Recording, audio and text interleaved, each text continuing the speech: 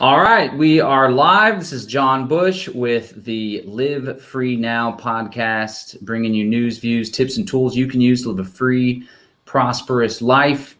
I have a very special guest that's joining us today, Mr. Jack Spirko of the Survival Podcast. And today we're going to chat all about survival tips, not just surviving, but thriving. We're going to talk about COVID-19 and all things that are good. So it's a great honor to have Jack on the program. How you doing today, Jack? I'm pretty good.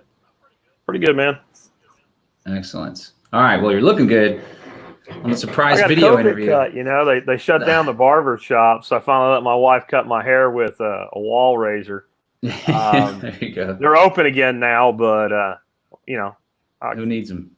Well, my gal's going to charge me more to fix it if I go to her with it like this. So I need to let it grow out. There you go. Just a couple show notes. This is the first time doing an interview on StreamYard here, and I'm tethered to my phone because there's some internet issues. So if we have connectivity problems for you viewing live, then just bear with us, and the stream will pop back in as soon as I get it sorted out. And you're not going to want to miss this interview because we're going to keep you captivated and informed the whole time. So let's just start with an introduction about yourself, Jack. Of course, all this COVID stuff started popping off, and I shared at one point we're all survivalists now.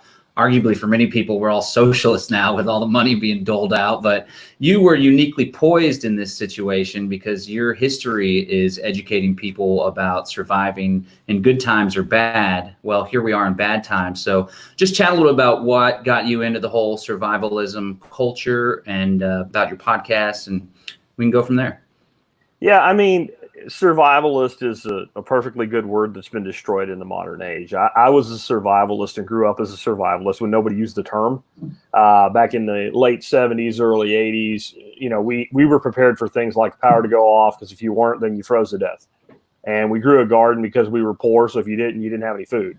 And I guess today that makes you a survivalist, and back then it just made you somebody that lived in the coal region of Pennsylvania. And like a lot of people from small town, rural America, I eventually grew up, moved out, went somewhere else for the opportunity because working in the coal mines didn't seem like a good idea. Built a successful professional career and left my roots.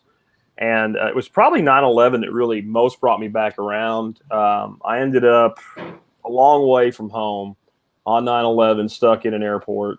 Well, not really an airport, stuck, after landing in an airport because of the shutdown.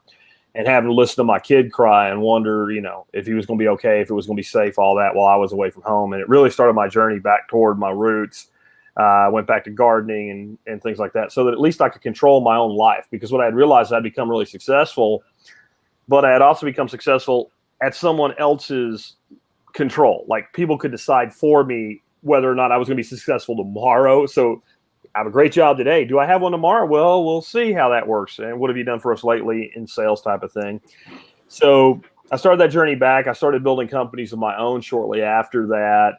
And but I didn't go professionally with preparedness until 2008. I saw the financial crash coming from a mile away. I had a client in one of my companies that wanted a podcast. Podcasting was new back then. Like not everybody knew what the hell a podcast was or even how to do it. So I bid the job with no idea how to actually deliver the podcast. We got the job. My web guy was like, yeah, I can do all this, but I don't know the feeds and iTunes submission and all that. I'm like, I'll figure that out. So I actually started my podcast so that I would know how to deliver a product for a customer. And when I did that, I'm like, preparedness is in my blood. I love teaching. And all I had was the time in my car. So I started the show in my car. I did the show in my car for about a year and a half, took the show full time in 2010 and have been doing that ever since. And what I built was all built on what I call a philosophy of modern survivalism. And I did that because as a marketer, I wanted something I could hang my hat on that wasn't somebody else's. So I started thinking about all of the things of preparedness and how we handle them and the way that the media use survivalism. And I wanted survival for the hook, but what I really wanted to teach was preparedness. So I started thinking of different terminology. And when I came to modern survivalist and modern survivalism and put quotes around it and threw it in Google, there was like one result and it wasn't used as a phrase. It was like a sentence ended modern and started in survival. So I was like, yeah, that's what we'll do. So we called it that basically to mean that we talk about all the primitive skills. We talk about homesteading skills and stuff like that. But we won't turn away from using something like modern technology, like Zello for communications. Or I know you're big into the freedom cells and stuff like that. That uses all leverages modern technology, GPS, et cetera. We use all that, but kind of like when back when you and I went to school, John, they taught us how to do math, and then they taught us how to use a calculator, right? They taught us how to do both, and they taught us common sense math, and you needed to know how to do both because you might not have a calculator at some point. Maybe that's not true anymore, but your GPS may not work. I've had it not work. So modern survivalism is all about being prepared for the systems to fail, but not being unwilling to use the things that are modern technology while they're available. Sure. So it's kind of a more practical approach where you can still integrate with modern society. You don't have to necessarily be all bugged out in the woods by yourself. No, that sucks. It's a kind of a easy life. Yeah, I picked up on that. There's always a balance between, even with anarchism or voluntarism, where it's like, how consistent and pure do you want to be? Do you want to be 100% agorist and not have any checking account, which limits your ability to do business? Do you want to not pay income tax? Do you want to not have a driver's license and have the risk of getting pulled over and just having to deal with all that headache? Or do you want to kind of obey which laws are convenient, which don't make you feel so dirty? Is it kind of similar to that, where you just strike a balance between one of the polars, which is bugging out in the woods all by yourself with your shotgun in your hand at all times, and the other one, which is enjoying a trip to Whole Foods every once in a while? Or sure, is that what kind of? Well, and the other way to look at it, think about a survivalist. What that word actually means is survival, or to continue, and ist, right, is a suffix that means to specialize in.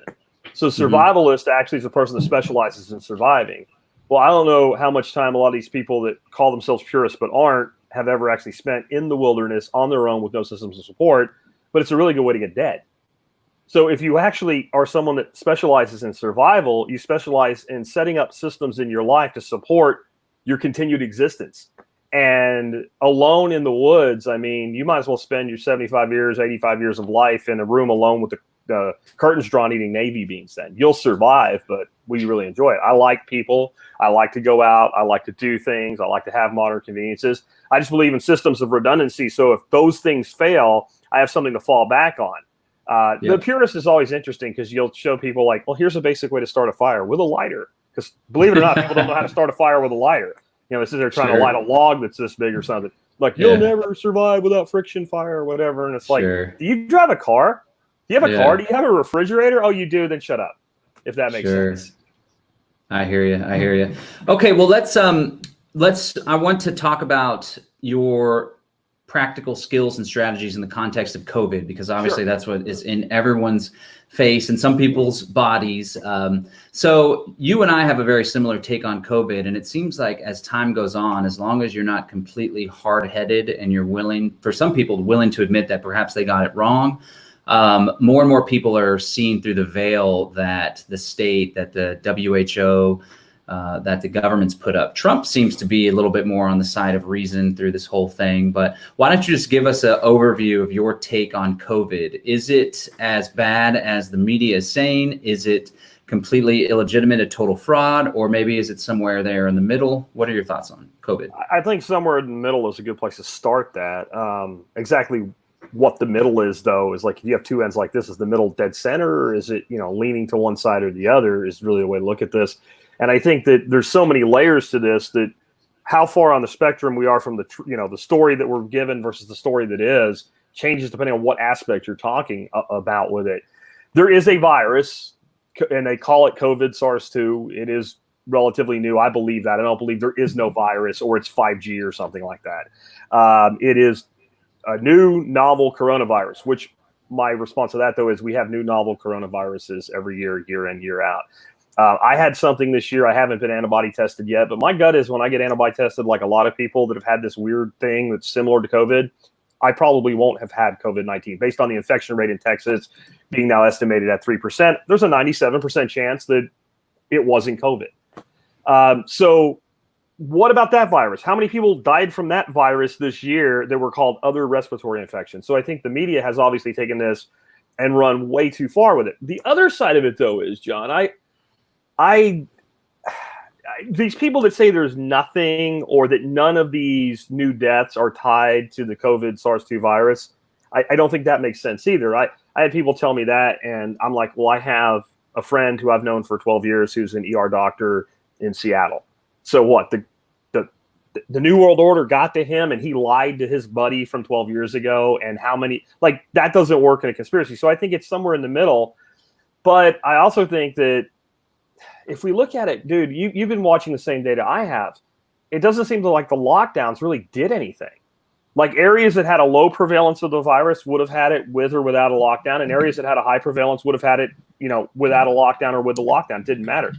As of a month ago, the antibody testing results for New York City were at least 25% of the city had it. That's over 2 million people. So did destroying that economy make sense when a quarter of your population? So I don't know, because they stopped reporting the antibody data. No one wants to talk about it anymore for some reason. So I don't know what it is, but I got to believe it's another 10%. We got to be at like 30, 35% in New York City. So now you're approaching 3.5 million people in New York City, in a city of 8.5 million people had this thing. And then when you look at the death rate compared to that, it's tiny. And then if you were to back out all the people that died in old folks' homes that didn't have to, because Como sent people into those facilities with positive tests, you would pull that number down even further, and you're somewhere well south of 1%. That doesn't mean that it's not terrible when these people died, but the other side of it is when you hear this stuff like one life is too many. Well, then life sucks, dude, because we have thousands and thousands of people that die every day of various things. So I think it's real. I also think that it was a complete overreaction, and I think you could defend it a little bit in the beginning because people didn't know. Now we have the data. Now we know, and none of what we're doing now makes any sense. Yeah, I agree. There's a chart that has the different political jurisdictions, even states, but also comparing countries. And there's no correlation that can be drawn between the states that locked down and the states that had light lockdowns and the states or countries that had no lockdowns. Now, about the death, like it's clear that Americans, especially, that's our experience, but it's clear that a lot of people are really, really afraid of death. And obviously, I don't want to die. I don't want to see my family members die, grandparents, great-grandparents. Nobody wants to see anyone they love die. But I think that there's such a fear of death, and people really haven't done the existential work to come to terms with the fact that we're all going to die, that has been really exacerbated.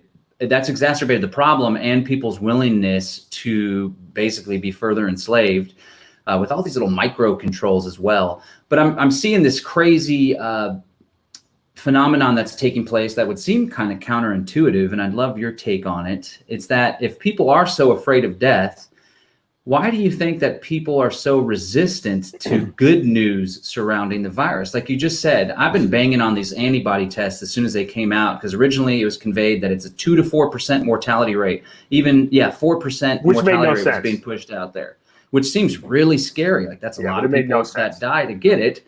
And then the antibody tests come out and we're like, okay, now that we have better data, a more thorough look at who has the virus, and then we take how many people have died in that given area, it looks like the mortality rate is far lower.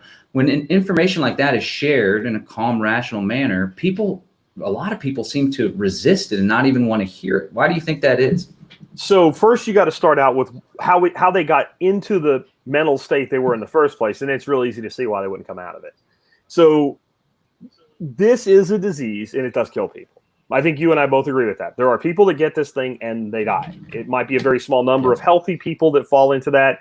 They'll always show you the little kid or the Iron Man guy that almost died or whatever. And it's like, well, there was I said weird diseases, weird respiratory illness. There was a young, like 33-something sportscaster, pretty famous on ESPN, that died of something very similar to this in December. And it wasn't COVID, as far as they know anyway, and it happened, but we didn't shut down the world because of it. But since it is real, and since people do die from it, disease killing humans in large numbers is as ancient as humans. And it certainly is ancient since humans started domesticating animals. Most of these illnesses are what are called zoonotic illnesses, which means that they come to us from animals.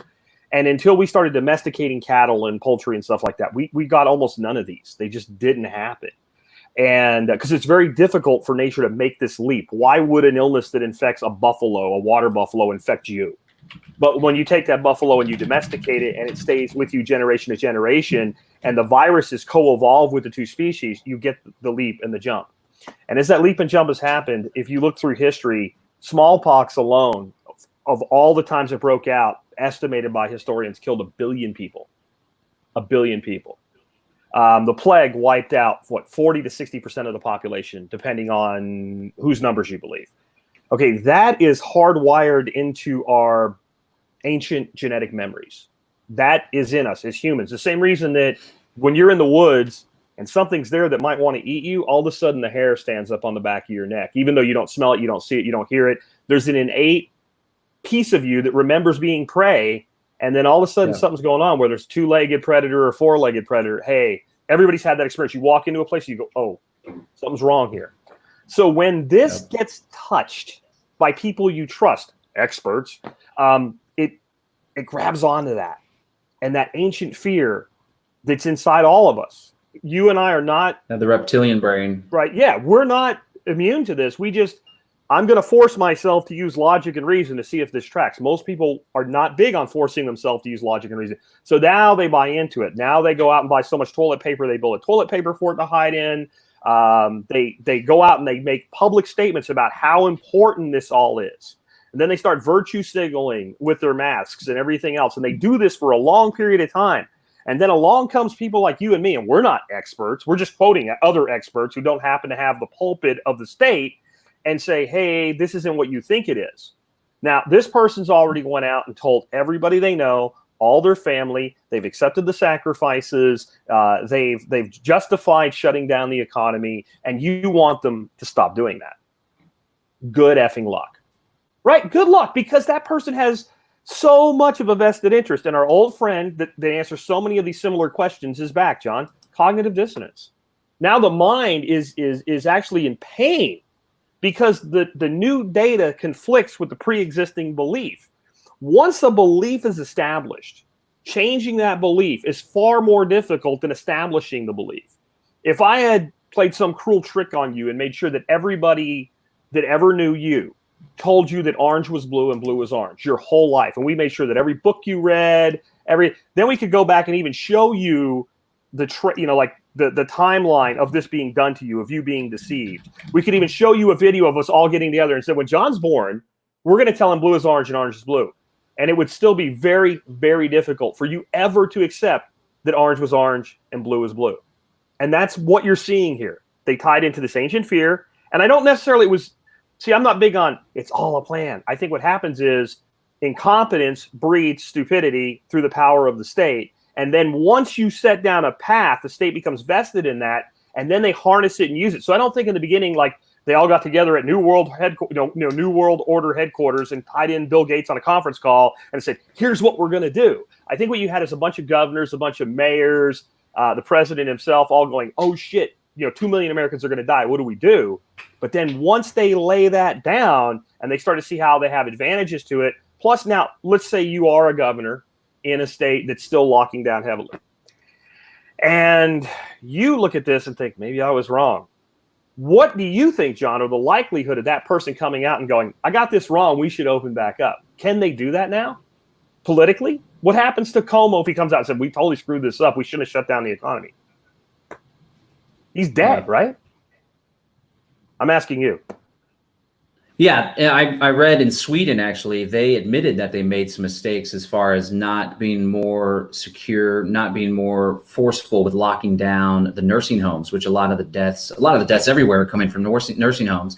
But unfortunately, most politicians, whether it's ego or desire to be reelected, aren't going to shoot you straight. And I think one of the big problems, I feel really optimistic about this not being as much of a problem in the future, is that people are so reliant on authorities, experts, politicians, mainstream media, CDC, WHO for their source of truth, that if the news said it, if the expert, they paraded the doctor out, Dr. Fauci, Dr. Birx even, then it absolutely must be true. And I've even noticed people, when I start really banging on them with logic and good data, it's not just a conspiracy theory or numbers John's pulling out of his rear end, it's even government numbers. Then they start to say, well, there's just so much differing information out there that we can't possibly know.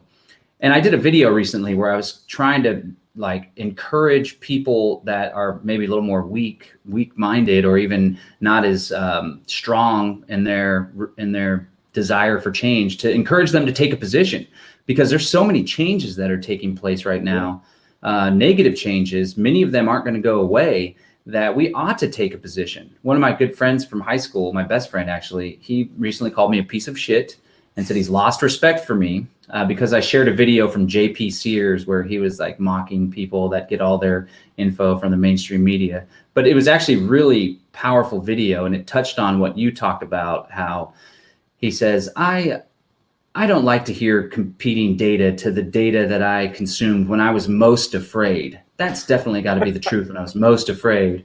And then later he's like, I enjoy being able to call people a conspiracy theorist, so I don't have to listen to what they have to say. I can just dismiss it. But I shared that, and 99% of the time I'm like super cordial in my conversations, but I kind of was starting to lose it a little bit. But I think that that's a big factor, is that through public school especially, and just upbringing, people are trained to, it's Edward L. Bernays tactic, the father of modern propaganda, this guy Edward L. Bernays. Like, we don't have to convince the entire public. All we have to do is convince the influencers and experts and authorities over certain things. So I say I'm optimistic because it's channels like the Conscious Resistance, which is publishing on the Survival podcast. The alternative media is just blowing up while the mainstream media is failing. And so what are your outlooks on the future? And do you think people are always going to be, I mean, obviously a big chunk of people are always going to be had, but it seems like more and more people are kind of snapping out of it. Well, it's mixed. It's muddy because, I mean, first of all, part of all of this that you asked me, why do people not want to accept good news? Part of it is Trump derangement syndrome. I mean, there's a huge part of it. If you look at hydroxychloroquine, which is something I've been on since the very beginning, and the reason I've been on it is we know hydroxychloroquine is useful for treating coronaviruses. We've known that since the early 2000s, late 1990s, really. We also know the reason that it works is because it works as an ionophore for zinc. In other words, it makes zinc go inside the human cells. And when you put zinc inside a human cell and you get an RNA replicating virus in that cell, it shuts down or inhibits the ability of that virus to replicate itself. We know that this is not in question. This is, when people listen to the experts, listen to science. Okay, this is well known, and 20-year-old science in 2020 is considered old science. This medication also, the Department of Veteran Affairs alone, and this is not for soldiers in the field for malaria. This is the VA alone treating things like rheumatoid arthritis and lupus, uses about 64,000 doses a day. Okay, people taking it are not dying. But what does the media say about hydroxychloroquine? It's dangerous. It's going to kill you. It literally is in conflict with reality. But yet people believe it. Why? And it's only because they hate Trump. I guarantee you, if Trump had come out initially and said, I'm really skeptical about hydroxychloroquine, and I think it could be dangerous, and I'm not sure that they should let people try it, the same exact people would be screaming that they should. Now, the only thing that would have changed in that is Trump's opinion. Now, Trump's opinion on science should have no impact on what anybody believes about science. If you love him, he's not a scientist, and he's not the kind of guy that you really take as, like, if I had I would come to you with a question about a supplement or a drug before I would go to Donald Trump. Right. I really would. I think you probably know more. So we have that, first of all, going on, where there's this division in America. And I share some optimism you have, but the other side of this is what I've been trying to explain is COVID is killing the dying, and I don't mean people. And when I say that, what I'm talking about is accelerating things that are already occurring. So we have companies that are going to go out of business, or at least close 90% of the retail outlets, like Macy's. Yeah. Macy's said, we're going to furlough everybody and bring them all back in July. No, you're not. No, you're not. No, you're not. Nobody believes that you're bringing those people back. And by January of next year, you would have closed those locations anyway. But COVID accelerated that. Well, another thing that's going on in America is this. We're being torn apart. We're splitting into two primary systems, and one has and I wish I would say that one loves liberty and one doesn't, would sound great, but I don't believe that. I think one has a little bit more affinity for liberty than the other. You have people like you and I, we are the minority of the minority of the minority. And when you first become a libertarian or even move to anarchism, you go through what's called Messiah complex, where you become convinced that people just knew, right? So you go around, you start telling all your friends, and they're like, get out of here. And you're like, and then you become intellectual, right? That's your next step, because I must be explaining this wrong. How could anybody not be for this if I was explaining it right? That's how people feel, right? And then you realize most people don't want freedom, because you can't tell me that the right wants freedom when they're totally happy to lock somebody up for the possession of a plant, right? Yeah. You can't tell me that. But the right does tend to gravitate a little bit more toward freedom. And I think with federalism, you've seen that in the way that, I mean, if you look at how every single state run by a Republican governor is behaving versus every single state run by a Democratic governor, the division is very, very evident. And I think this country was already heading toward a breakup. Now, whether that actually constitutes itself as an actual geopolitical division is, who knows? But I think we were headed towards some sort of a civil war, not necessarily killing each other, but it could happen. And I think this has accelerated that. This is why you have friends who are calling you a piece of shit, because you don't agree with them, right? Yeah. So now you had Trump derangement syndrome to COVID. And holy crap, this is like a wedge hitting this country that's never hit us before. And my view is you're going to have bubbles of people that, this group that gravitates toward more liberty. But that's actually going to entrench the established sheep more. And exactly how that plays out, I don't know. But I have what you would call muddy optimism, if that makes sense. Yeah, I hear that. Well, I'm excited in some ways to be an active participant in it. And I'm glad that there's people like you and activists that are seeing this as an opportunity. Before we start getting into the solutions, which I really want to spend most of the time on, I want to challenge you on something. So I know that through our conversation, our discourse, that you are not so much of the mindset that there is a conspiracy, a small group of people that are manipulating world events in order to further their goal.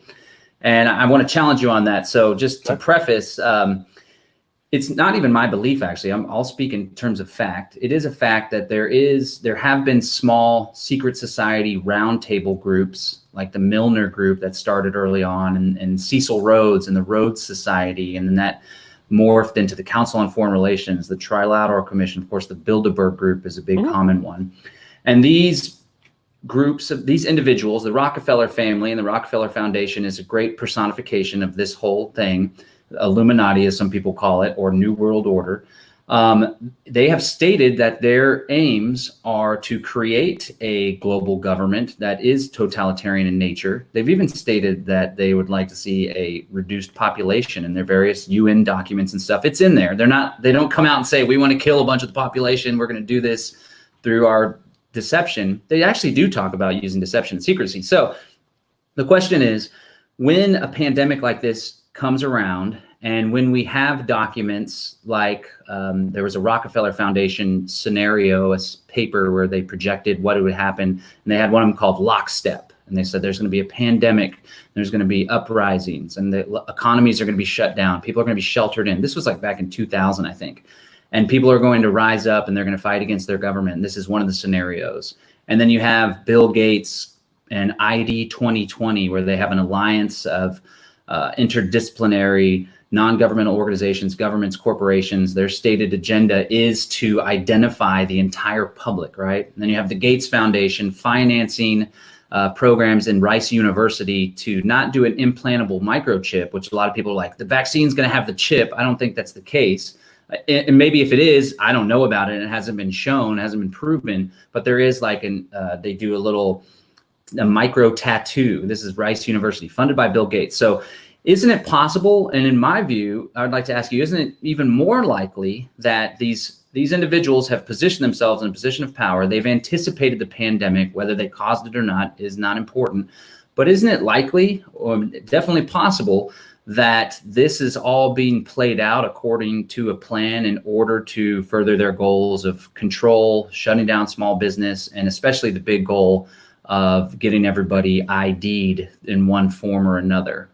Let's talk about that, and let's talk about your resistance, conspiracies. And you just described Tuesday, right? COVID or no COVID, you just described Tuesday. Powerful people want more power, because there's a point, if you gave me or you power or money, that if you started like, okay, John, here's $1 million, you would be like, thanks, I really appreciate it. Here's $10 million. Holy crap, great. Here's $100 million. There's a point where I would give you a number and I would hand you that money. And when you knew it was real, you'd go, stop. You would start to feel like that's actually scary to have that much money and that much power. And if I gave you $100 million, you would probably come up with a way to give about 50 million of it away. You'd probably hire somebody to go find the right places for your money to go so you know it went to the right place. Because you're not, can I say fucking here? Is that okay? Sure. Yeah, go ahead. Because you're not a fucking psychopath, right? That's why. You're not a fucking psychopath. So there's a point where you go, I don't want any more money and I don't want any more power. These people have so much money and so much power, they have to be psychopaths to want any more. Once you cross that, there is no number that you're satisfied with. It's like a kid playing a video game. They have 100 million points, but now they're going to have 500 million points. What's the difference? Doesn't matter. It's more. That's what I want. So powerful people doing the things that you're describing is as old as time. And when you put powerful people together, I mean, I've covered Bilderberg for 12 years now. When you get the most powerful people in the world, they don't play canasta. You know, they get them all in a secret place together. Not they're playing canasta. Of course, they're conniving and trying to control everything. My issue with the conspiracy theory is once people go into that world, they reach a point where there isn't a single conspiracy they will not believe. If you're a conspiracy theorist, my first question for you is tell me one you don't believe. And if you can't immediately give me 2 or 3, then I just kind of tune all of it out, even where you're right. It's not that I disagree with you. It's that you're at a point where this is such a big thing that almost any conspiracy theory anybody gives you, they'll believe. You talk about microchip implantation. There's no need for it. We all carry around the mark of the beast in our right hand or our forehead. We call it a phone, and we look at it like this, right? There's literally, in another generation, no need to chip anybody, because everybody will carry their chip around and buy different little colored cases to show you their chip and tell you how wonderful it is and post their stupid videos on it and answer questions to give away all their private information. Kind of already doing that, but it will only become more powerful as we move more and more to what you would call information natives, people that were born into a world where we never had a place where this wasn't the case. So how hard is it really to track most people right now? And the answer is it's not hard at all. And most people are downloading apps that allow themselves to be tracked every day. So what people call a conspiracy, I see it as a natural progression of what happens in a technocratic society. This is just what happens, and this is just what's going to happen. And this whole thing that we're going to fight it is a complete and total mistake, in my opinion. Doesn't mean don't talk about it. Doesn't mean don't expose it. But you're not going to stop this. And no one's going to stop this. So what you have to figure out is, how do I benefit from it? And how do I minimize its impact on my life? How do I create as much freedom for myself as possible? And then we can also stop going too far. So, like, I can't tell you how many people I've shown. You mentioned Gates. So if you gave me my choice, I would have Bill Gates taken up as high as a helicopter can fly and thrown out the door before I say what I'm saying. Just so everybody's clear that I'm not defending Bill Gates, but I am defending logic and reason. So there's this video that Bill Gates talks about. If we use vaccines and we use this other stuff, we can, reduce the population of the world over time. Okay. So that means that we're going to put, I don't know, cyanide in the vaccinations or something like that and kill people with it or what have you. What Gates is actually talking about in that video, and it still furthers the same aim of population control, is there's a fundamental in permaculture, and that is that the reproduction of an organism is highest when that organism is closest to extinction or at highest rate of stress. And so when we push an organism toward extinction or we deeply stress an organism, its reproduction rate goes up. You want your apple tree to produce apples before it should, stress it. And it'll produce apples when it's a single stick. It hurts the tree, but it'll do it because that's how nature works. So when Gates talks about that, in that particular instance, what he's talking about is if you make life comfortable for people, they make less babies. That's what Gates is talking about there. That's not a defense, but that's what he's talking about. And my problem with the conspiracy world is as soon as you buy into it, you can put almost anything in front of a person and they won't question it. So they become what they mock. Every conspiracy theory is true, and you're just stupid if you don't believe it. I think a shitload of conspiracy theory is true, but I think there's a shitload of garbage in it too. And so I am always, I'm from Missouri, you have to show me type of thing. until I see the evidence of what you're claiming, until it all makes sense. And then even when I do, so what? So how are you going to live your life in any way that actually matters in relationship to what you just said? Oh, they're going to do this. Okay, so what are you going to do about it? Tell Karen on Facebook? Is that really going to help? Or are you going to design your life so you can tell them to go screw, and there's not a lot that they can do about it? That's the difference there. So I don't actually disagree with most of what you believe. I disagree with the application of that information, if that makes sense.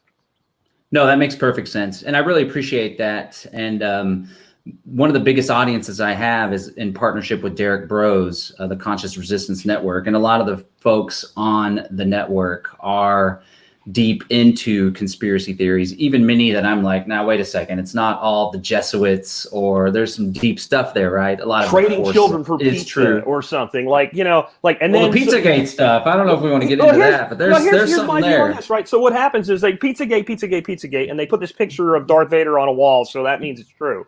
And then it comes out that Jeffrey Epstein is clearly a pedophile and clearly enabling wealthy people to go to Pedophile Island, and that proves Pizzagate is true. That is as disconnected as two things. You got an island out here in the ocean, and that proves that congressmen are trading children underneath a pizza restaurant in D.C. You can have perverted, child molesting congressmen without a pizza restaurant, and it doesn't actually make a lot of sense that they would do it that way, right? So that's a perfect example, and I have. Dude, I've heard it all. And I've heard no compelling evidence that the pizza box proves that we're trading children. But boy, there's people that believe that, right? So that's an example where you might believe it. I'll still respect you, but I still think you're wrong. I'm sorry, that's just how it is. Well, I learn to decipher whenever I'm given a theory or speculating, and my speculation would lead me to believe that there was something going on with that crew and the Podesta emails and the symbolism and the language that they use. And the FBI even says that this is code words to look out for with pedophile networks, but I can't prove, there's no video, there's no smoking gun that shows it was going on there. And so I try to focus on the empirical data. And I appreciate some of the stuff you brought up. So I started in 2002. Hold on, just real quick on that. When we talk about conspiracies and they get this complex and this involved, and then they're supposedly as big. So could there be some shit going on with somebody like Podesta hooking up some dude with some, child sex trafficking scumbag? Sure. But when you go out to that big, in your professional career, have you ever been a project manager before? Have you ever done that in your job? Have you ever had the job of audience says they can hear us good. What's that? The audience says that they can hear us, but occasionally you're breaking up on my end. So go ahead, you're back. Why don't you repeat that question? So I'm saying, have you ever been a project manager before? I manage projects in my business, yeah. Right. And people, no. A project manager in a company with like a team of like 20 people. No. Okay. If you had, it'd be really hard for you to believe a lot of these conspiracy theories, because when you have 20 people paid to do what you tell them, who can get fired, and you manage a project and you see what it's like to herd that group of cats, the idea that you're going to coordinate this massive effort across this many bureaucrats and then if you've ever done government work and project management, you tend to realize that conspiracy works better by, I want this thing to happen. I have a certain amount of power. I know how people will react to it, so I'll put these things in motion. That works, and that's done all the time, every day. The more people you involve, the more people necessary to keep something like that going that are in on it, that are part of it, the less likely you're going to get away with it for very long before somebody opens up their mouth.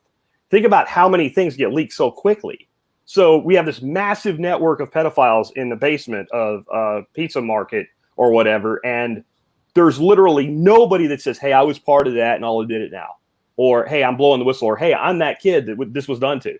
That's why I doubt that. Now, child sex trafficking is a point where I become almost a statist, right? Because once you do that, I don't care if you go to the state system. I don't care if you go to a wood chipper. I don't care if somebody puts you in a barn, nails your... I think I've lost you. All right. Let me see if... can the audience still hear both of us? Can you still hear me? Looks like I'm still live. let me know. I definitely lost Jack. We'll try to get him back here. And nukes are nuts. Yeah, that's definitely what I was going to respond with about the strategy of compartmentalization, but we did lose Jack. So let me see if we can bring him back here. One moment. Thanks everybody for joining in. I wanted to dig into this topic because I appreciate what Jack has to say immensely and respect him. And I know that he's pretty hard on the conspiracy. There he is. You there, Jack? I've been here. There you are. Hey. All right. Well, the audience can see us both, but for some reason you tap out for me. So let me just respond to that, and let's move on to the solutions, right? Because we could debate this for hours. Yeah. There is a strategy of compartmentalization that is utilized in intelligence agencies, and I believe it's likely utilized for these conspiracy theories. And that's where it's like people need to know things on a need-to-know basis, and who knows exactly how deep this pedophile ring goes. But I think it's probably, and again, most likely that there are some people, and we know through the Jeffrey Epstein stuff, when things can be proven, that's most likely runs pretty damn deep. And so I have heard that objection to a lot of conspiracies, the compartmentalization, and things would leak if there were so many people. And, you know, oftentimes like with 9/11, things do leak.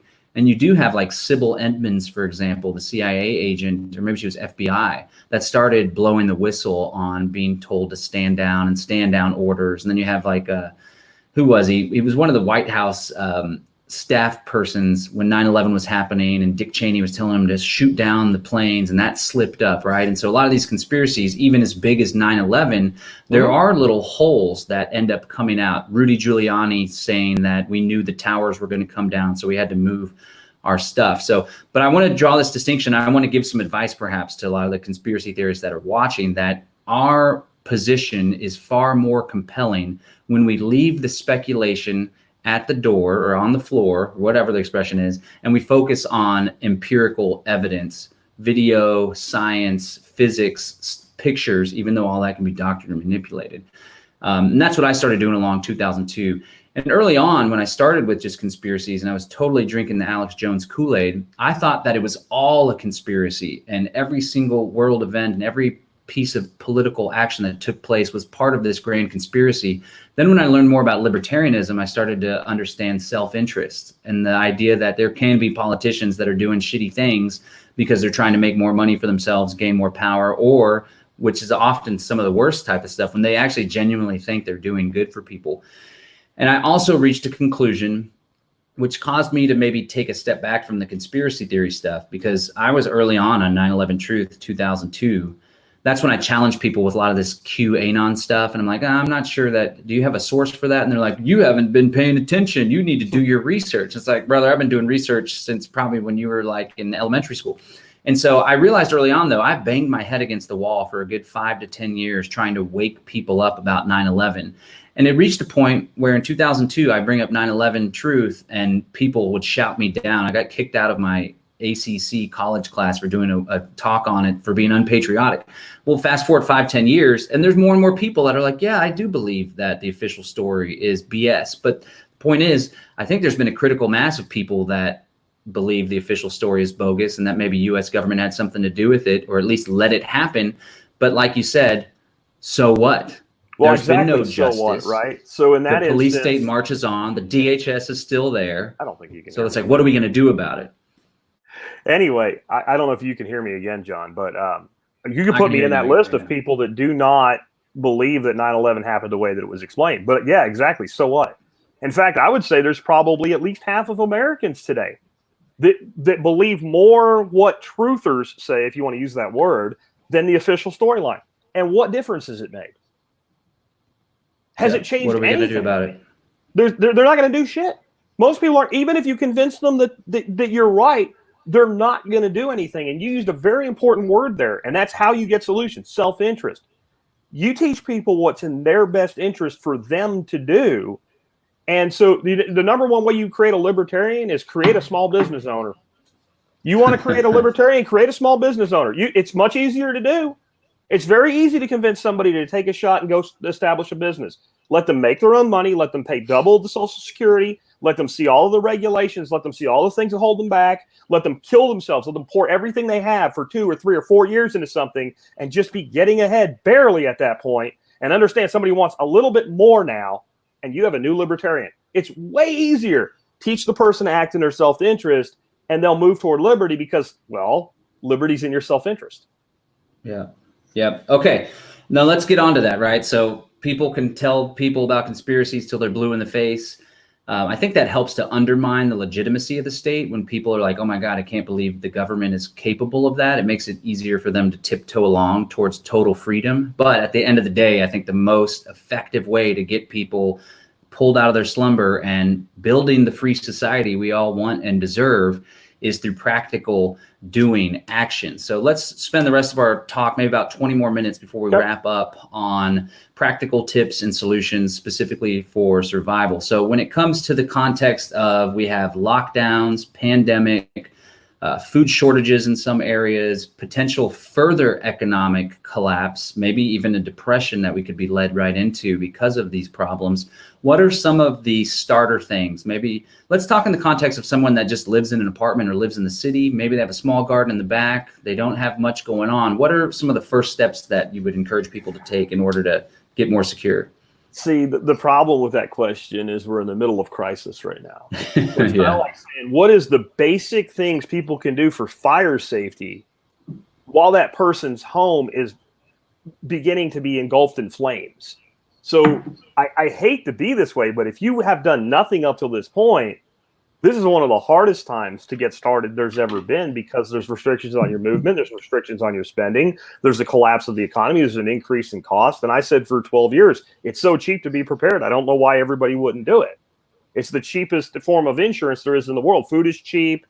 You can do anything you want pretty much. So the problem right now is all the basic stuff that you do to kind of slowly ramp up is a lot more difficult to do, because we teach things like copy canning, and it applies more to just than canned food, but it's a good way to understand it. So let's say you buy a particular food item in a can, and you buy a can of that a week. So you just start buying 3. And then you put them in your pantry and you line them up, and you put the oldest item in the front and the newest item in the back. And you keep doing that until it goes all the way to the back, until you have, let's say, 3 months worth of that, and pick another item. And maybe you're doing 2 or 3 or 4 things at a time. Like, that's the easiest way to build up your pantry.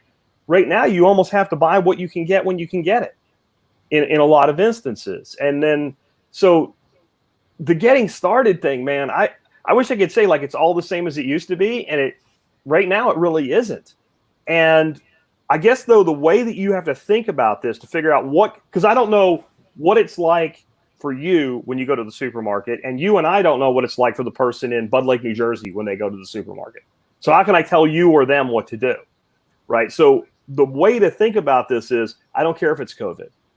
I don't care if it is a recession. I don't care if it's a depression. I don't care if it only happened to you and it screwed up your life. What we prepare for isn't, a coronal mass ejection from the sun. It isn't global thermonuclear war. We prepare to deal without systems of support. So the way that you get started is, and you should be in touch with this a lot more than most people have been in the past. That's one of the good things about it. What are all the things that you depend on outside sources for?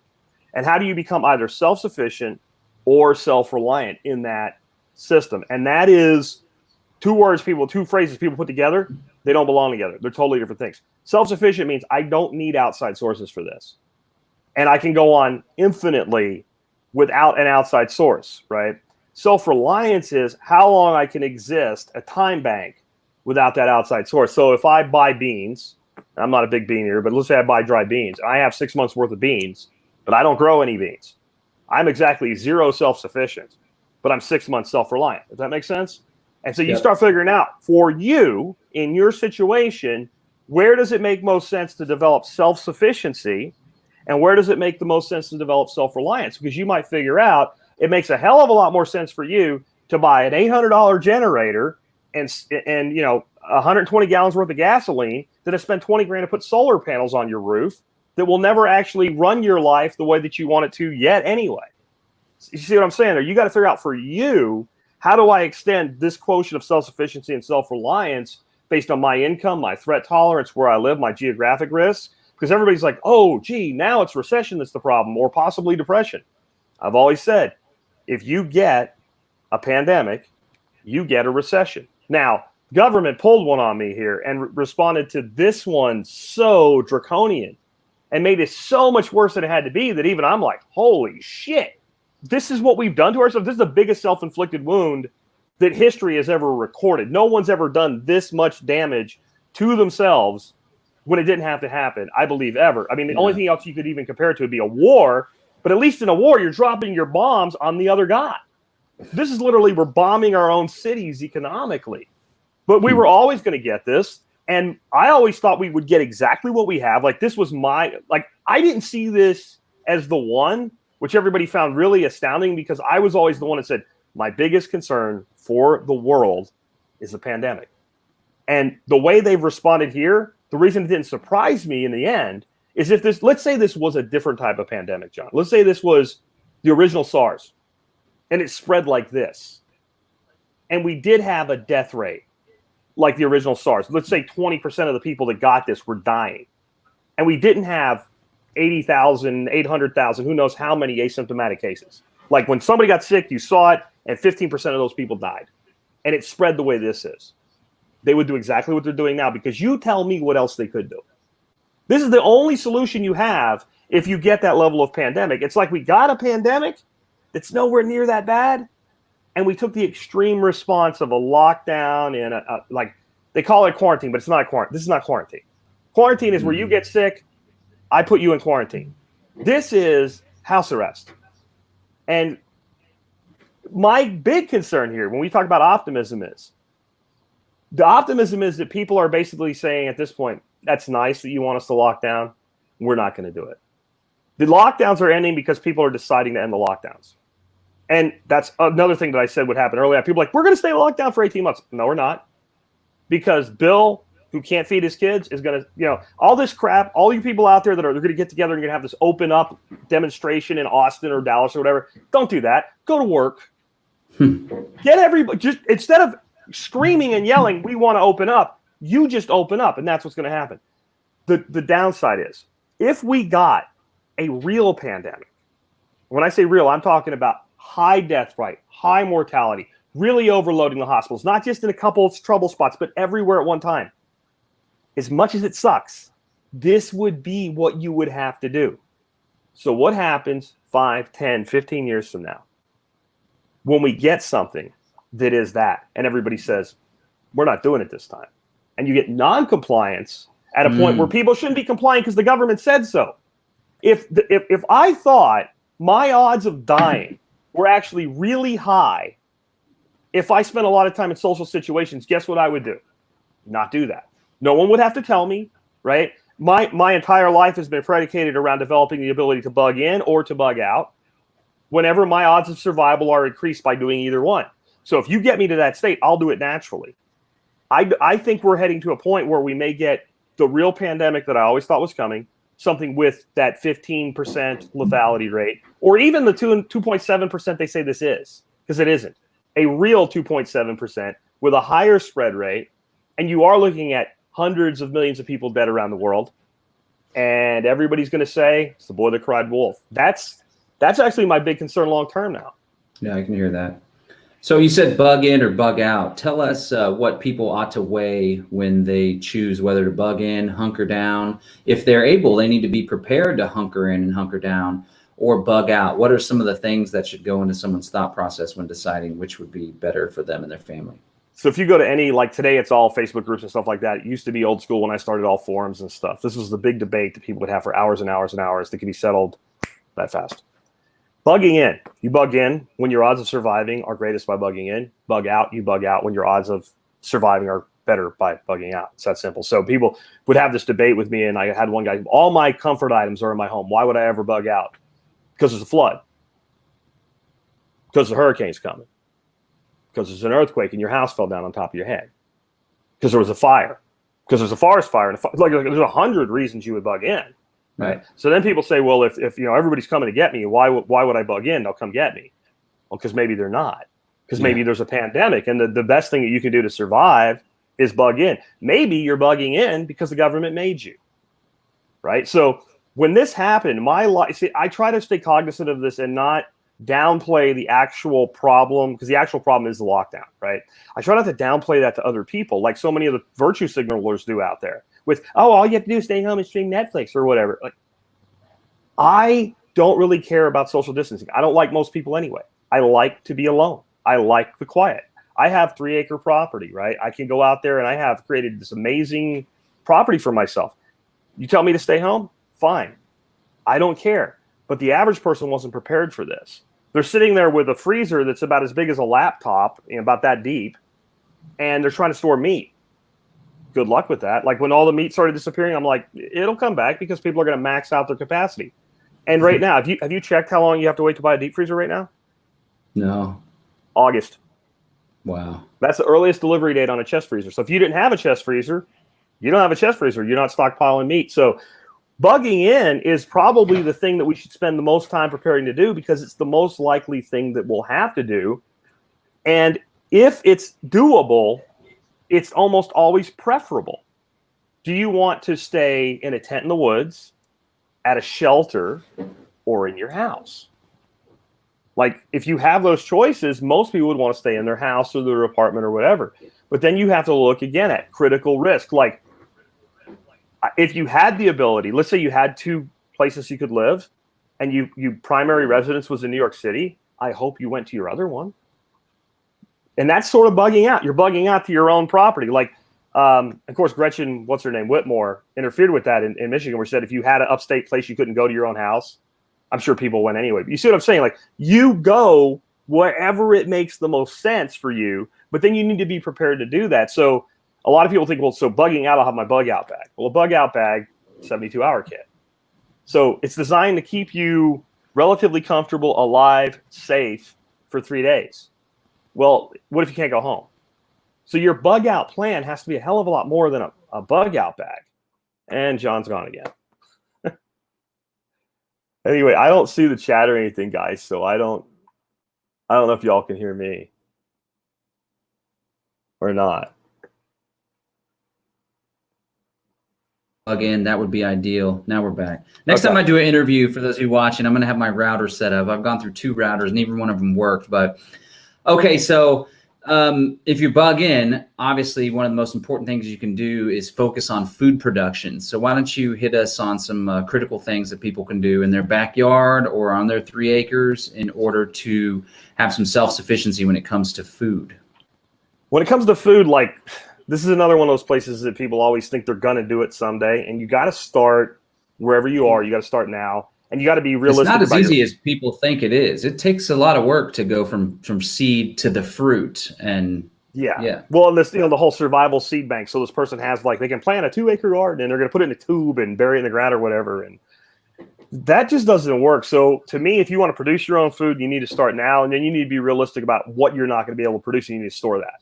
So, like, if you're going to store wheat, don't buy it. I'm sorry, store wheat, don't grow it. Like, wheat is a dumb thing to grow in your backyard unless you are a wheat farmer, right? Yeah. It's so much labor and so much work and so much space to produce a relatively small amount of something you can buy for next to nothing. And, like, even the wheat disappeared when people all freaked out when this whole thing started. And you got, like, so if you end up in a situation where you need food, don't go where everybody else is. Like, what was the first place to run out of toilet paper? Was Costco and Sam's Club and Walmart. So don't go there. Go somewhere else before they run out too. When wheat was all people, I want to get 50 pounds of wheat. I'm like, well, I don't think you need to, but go to a home brew store. Go to a feed store. You get all the wheat you want. So, think about those big commodity crops that store well. Buy that and store that. When it comes to production, the easy thing to grow, and this is why the poor people of the world live on it, is vegetables. And quick turn vegetables, leafy greens, perennial vegetables, and things like that. So you have to start. Like, I really can't answer this question from a holistic standpoint in the time that we have here. But that's kind of where you want to start your stuff. And then, can you produce eggs? Can you produce meat? And some people, the answer is yes, and some is no. Your number one animal for the production of eggs and meat is what almost nobody does: quail. I know a guy that keeps a stack of quail in a one car garage in Michigan that produces like 20,000 eggs a year out of that, and like 1,200 meat quail out of a single stack of quail in a garage. There's a 6-week turn. Like, that would be quail for meat and eggs. For meat, it's rabbits. They're quiet. You can keep them almost anywhere. When you start looking at, like, chickens, I keep ducks, cattle, goats, all of that. You got to move into farming. You got to have the area where they let you do that. So if that's going to be lacking, then like I said, you need ways to store that extra protein. So for years, people got on me about the protein and say, like, how are you going to maintain your, because I'm a ketogenic guy, right? How are you going to maintain that diet? Like you don't have a cattle farm or whatever. I got a deep freezer and a generator and another deep freezer and another generator and another deep freezer. And guess what? A third generator. And that's, you have to start thinking about that way about your food from a standpoint of your own production. Produce what you can, but then you better bunk up on the long-term viability, that self-reliant component to the stuff you can't produce. And don't lull yourself into believing you'll be able to produce it. Now, the fastest production of vegetables that I've ever done, I started experimenting with this year, is hydroponics. Hydroponics was something I resisted for a decade. I thought it was sterile or whatever. And as soon as, and I can't explain hydroponics in 10 minutes, but I'm telling you guys, look into it, specifically look into Kratky hydroponics because it doesn't need a pump. And you can produce from seed to salad in 30 days or less, including indoors using lights. I mean, that would be another thing to look at with that. Yeah. I found we had lived on a 2.5 acre farmstead for a while. That's where both my kids were born. My life changed actually pretty dramatically when we lost that location. But we had at one point like 115 chickens, and they just started breeding with themselves, and we let them do their little thing, and they were popping out chicks left and right. And I actually found that it was easier to maintain that giant flock than it was to maintain the vegetables, especially keeping the damn chickens out of the little farm area. So yeah, definitely having opportunity for meat. And then I appreciate how you're talking about focus on the stuff that's easy with quick turnaround, like okra and squash grows so damn easy here in Texas. Same thing with tomatoes. They're just popping off and just boom, boom, boom, boom, boom, boom. So I've never been able to take corn from seed to fruit. I've found that to be extremely difficult. So yeah, our climate is really with what bad for that. Where I grew up in Pennsylvania, you could almost like just take the corn and throw it in a place, and then there would be corn. Like here, it's miserable trying to grow corn. I don't know how anybody does it. Yeah, for sure. Just don't do it, like you said. Yeah, just don't do it. No, why would you? Sure. Corn is cheap. You know, if you really want to store calories, you can go buy a couple bags of deer corn and make corn nuts with fry oil, right? I mean, like, I'm not suggesting you do it, but if you really just want corn in your life, there's a lot of ways to do it other than growing it. It's a long grow cycle, and it's very subject to pests. But where do you live? If you live in central Pennsylvania, God, honest truth, you can grow all the corn you want. It's easy. And you think I'm like, when you hear me say corn's hard to grow, you're like, what the hell's wrong with him? He's supposed to be a permaculturist. He can't grow corn. Well, come to Central Texas and ask John and try to grow corn in Central Texas, and you'll find it's a totally different world. Yeah. Okay, cool. All right. Well, I'd like to keep going on with more stuff, but let's go ahead and field some questions real quick. Sure.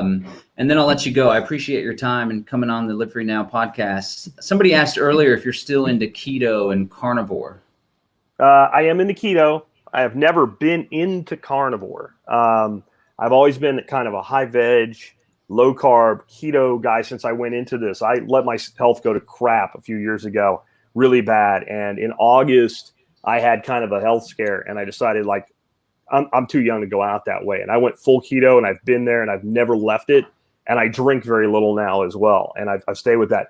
Carnivore, I find intriguing. I find it useful. And what I've used carnivore for in this journey since August, where I've lost about 65 pounds since August of last year, is when you get stuck. So you're going along, you're doing your keto thing, you're doing everything right, you're checking your macros, you're watching your caloric intake, you're doing everything the way you're supposed to, and you just stop, and you still have weight to lose, right? And you just stick. And doing like a week of carnivore seems to unstick you, and then going back to, a lot of vegetables and stuff like that, no problem. But when I say keto, the one thing I got to be clear with, I'm not talking about sitting around eating big old gobs of like pizza balls or something like that because there's no dough in it. I'm talking about following a plan, staying with the macro numbers on your even and when you're doing weight loss, even the calorie thing.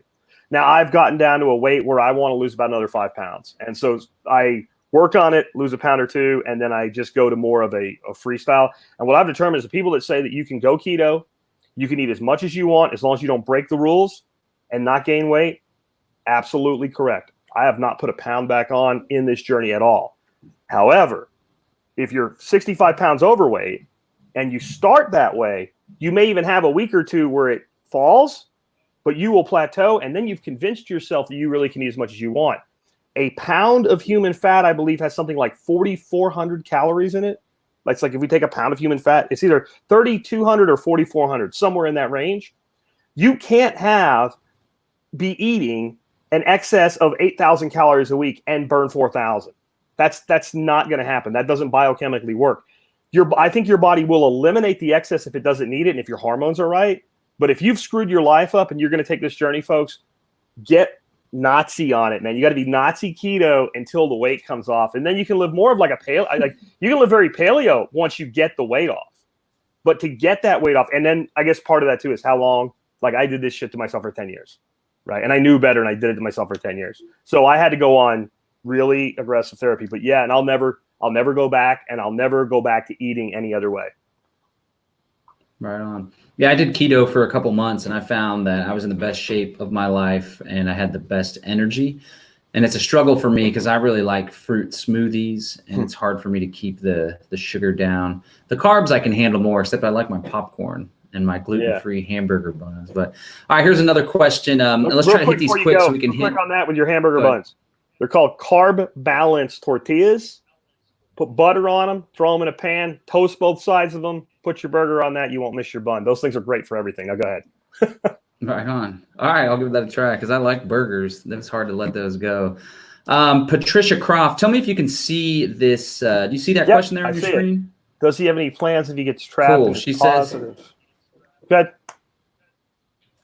Yeah, it's tapped, I guess, meaning like if you get a test and positive for COVID-19, what would change in your life, if anything? Honestly, what I'm doing now is specifically so if I am exposed to or get COVID, and that is a nutritional regime that I really don't have time to go through all of it, but it centers on the use of a supplement called Q-Certain, which one of the scientists that did a lot of research into the original SARS had very promising results to. And I mentioned earlier that hydroxychloroquine is an ionophore for zinc. Well, so is Q-Certain. So I take Q-Certain and zinc, and that's my primary plan to keep my health up. I also A, B, C, D, E vitamins at significant levels. And I take the Q-Certain and the zinc both in the evening and the morning every day, divided up, don't exceed recommended dose. I also take green tea extract in my morning dose, which I use a small amount of, but that's actually an ionophore for zinc as well. And to me, and again, I'm not a doctor, I don't claim anything, I'm just saying the science that I've investigated, the number one thing you can do for any RNA replicating virus is get zinc inside your cells. And you can take zinc till you overdose on it and still have very little zinc inside your cell unless you have an ionophore to go along with it. And Q-Certain is the most powerful over-the-counter, cheap ionophore for zinc that I can find. This, and you can go to my site, and if you just type Q-Certain, you'll find a complete write-up on this. I'm not a doctor. I don't play one on TV, but this has been looked at I've had multiple scientists, multiple pharmacologists, multiple doctors look at this. The most prestigious person that looked at it was an infectious disease specialist with 30 years in the infectious disease specialty practice. The first thing he did after he looked at my research was he went out and bought all this stuff for his family. So that's my primary plan. If I get sick, I would continue that, and then I would use whatever course of treatment makes sense. I would absolutely demand of my doctor, and if he would say no, I would find a doctor who would do this: hydroxychloroquine with zinc. And I got plenty of zinc, so just give me the hydroxychloroquine. And I think that the biggest lie that we've heard about this is the intentionally flawed studies on hydroxychloroquine. So the doctors come out that use this and say, use it early, as quick as possible, with zinc. So all the studies are people laying on their stomach, inverted with a respirator, crushing it up and putting it down a feeding tube when all the damage has already been done to their body. So that would be my first line of treatment, hydroxychloroquine with zinc. And if your doctor says you can tolerate it, zithromycin as well. Right on. Okay, cool. I can appreciate that. And another thing too, like one thing about these percentages, the percentages of mortality rate, it doesn't necessarily mean, I know you're aware of this, it doesn't necessarily mean that if you get the infection, then that's the chances of you dying, nor does it even mean, I got chewed out by someone, an elderly person on Facebook. So I was like, yeah, there's a great chance of dying if you're over this age. And they're like, now hold on a second, I'm over this age and I could probably get it and do just fine. I think a lot of people think that these mortality rates mean if they get it, they're going to roll some dice, and that's the chances that they have. So, and you're already doing the preventative measures. You could get it and be 95 and have a very case, and you could get it and be 15 and have a very severe case. But the odds are very low of both of those things, right? Yeah. And that's just the way life works. But if you're 95, honestly, you're at a point in your life where sooner or later, some bug is going to give you pneumonia and kill you. Is the most likely way that you'll die. It's not the only way you could die, but it is the most likely way we die as elderly people. That's just the way it is. And that doesn't mean that I don't care about them. It doesn't mean you just want old people to die. I'm sure you hear that all the time, John. I hear it all the time. Killing people. No, I want to protect them as best that we can. But I'm also not for taking this one rare case of this one person who was really healthy, who got sick and died or almost died, and using it to scare everybody either. Yeah, because the odds are whatever the odds are for you. It doesn't even matter what they are for everybody else. And your life's a risk. Get in a car, you have a chance of dying. You know, I mean, I used to jump out of airplanes. I mean, you know, life has risks. You put your socks on, leave the house, you took a risk. Yeah. I think Thomas Jefferson said, I'd rather live in dangerous liberty than certain or peaceful, tranquil tyranny. And that rings really true today. And so would everybody else, or nobody would fear going to jail. Yeah. Yeah. And it's people, you can tell different people with different risk aversions and the risk that they're willing to take on. Even within my own family, there's big differences between what I'm doing and what my siblings are doing. For example, I think it's important to honor everyone as long as they're not being total Karens and trying to like screw up people's lives that are going a little bit above and beyond when it comes to going out again. But I try to have compassion for people, especially compassion. Like, I don't watch mainstream news. We have TVs, but we use Netflix, YouTube, Amazon Prime. We choose what we're going to watch, right? But every once in a while, check in on the ABC nightly news hour or whatever on YouTube, and it is some sophisticated propaganda. It reminds me of after 9/11 with all the graphics and the red charts and the numbers and stuff. And of course, they show the cumulative deaths. Yeah, that chart that's always getting higher rather than showing the daily.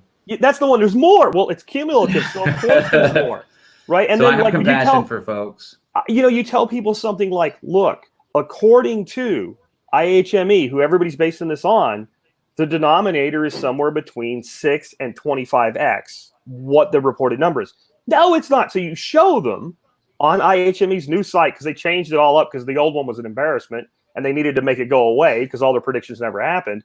And you say, "You see this number? This is the number of new cases on this date. This is their estimated number of new cases. This number is 16 times larger than this number." But they won't believe that because nobody came on the TV and said the estimated number of cases today was, you know, really 200. Like, there's one day that we had like 25,000 reported cases, and IHME now estimates there were 270,000 new cases on that day.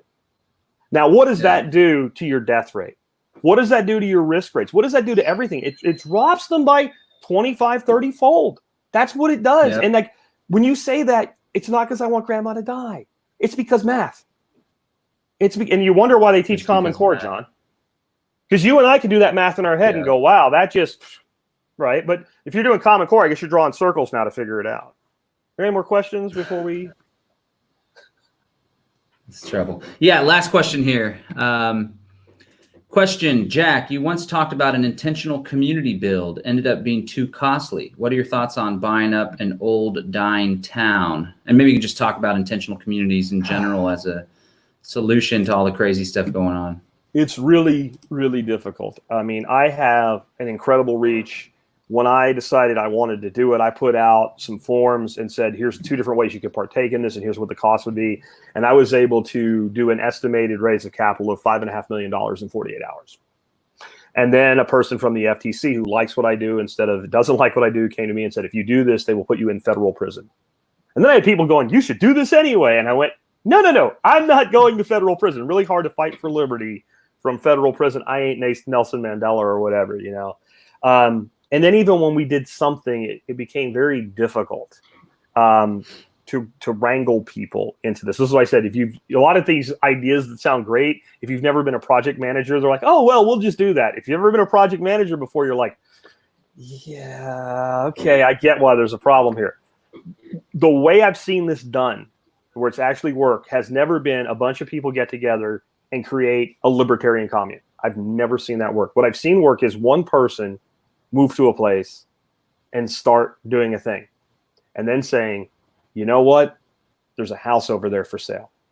And I can have some influence on who my next neighbor would be. And they go out to their network and they say, hey, if you like what I do, there's a house for sale here. And the beauty of that is, if that house is a $500,000 house, if your network's big enough, there's someone that can afford it. And if it's a $100,000 house, there's someone that can, there's always somebody out there who sees things your way.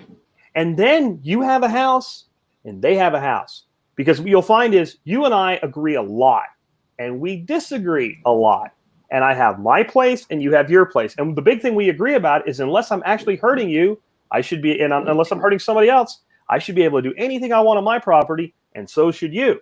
So we have these boundaries now. We have these borders, real borders, that are defined by the fact that I tendered capital for this place and I've rightfully acquired it, and I can defend that border. And that means it's an actual real border that you respect. I don't have to now I put up a fence, but if I put up a fence around my property, it's probably to keep my dog from killing your chickens.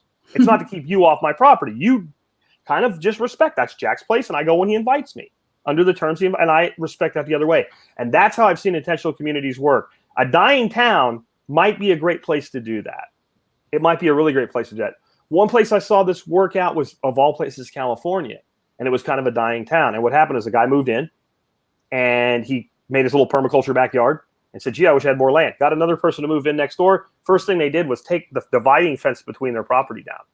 And they ended up with almost a whole block. The fences are still up, but none of the cross fences are back fences. So now there's like a couple acres that everybody are kind of sharing, and the kids play, and it's like a park, and one person grew a mulberry tree and the other person takes care of the chickens, and the chickens go eat under the mulberry tree. And that all seems to work better than the concept of let's create, Jackville or Johnville. I love the idea, but it's so rare that it works. It's rarer than hen's teeth, as we say here in Texas, right? Like, you just don't see a lot of that happening. And when you do, it's almost always the case where, don't anybody take this wrong, one of my best friends in the world is Paul Wheaton. But Paul Wheaton doesn't have an intentional community. He has a voluntary dictatorship. And he's the first one to tell you that, right? It's Paul's world. You don't like it? Get out. Bye. Right? When you come here, that's not, to me, nothing wrong with it. Everybody should have the freedom. If you want to live with your own Duke of Permaculture overseeing his duchy and you want to live on that, that's fine. But when you say intentional community to me, what I'm thinking is, John's got his place, I've got mine, and we work together.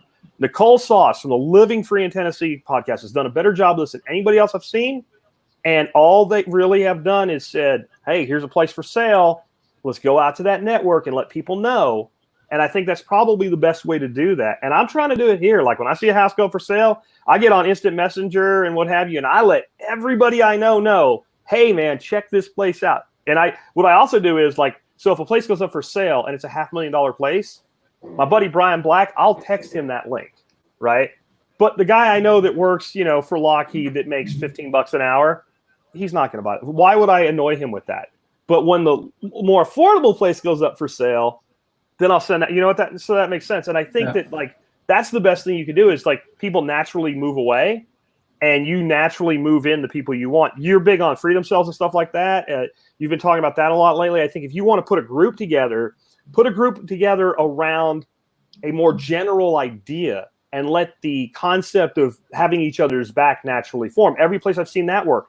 You get people together because they're in a hunting club or a rod and gun club, or they're in a gardening club or something like that. Free State Project. Right, exactly. It's easy to do it in Free State because you got 20,000 people that, well, I guess like 10 actually moved, right? So there's a huge number of people that if you say, hey, we're doing this, that are just there to do it. We don't all have that. But if you put something together like a gardening instructional club, you can put that on next door, and Karen will even come. But when you see Karen, you're like, hey, Karen, here's how you grow begonias, and make Karen happy.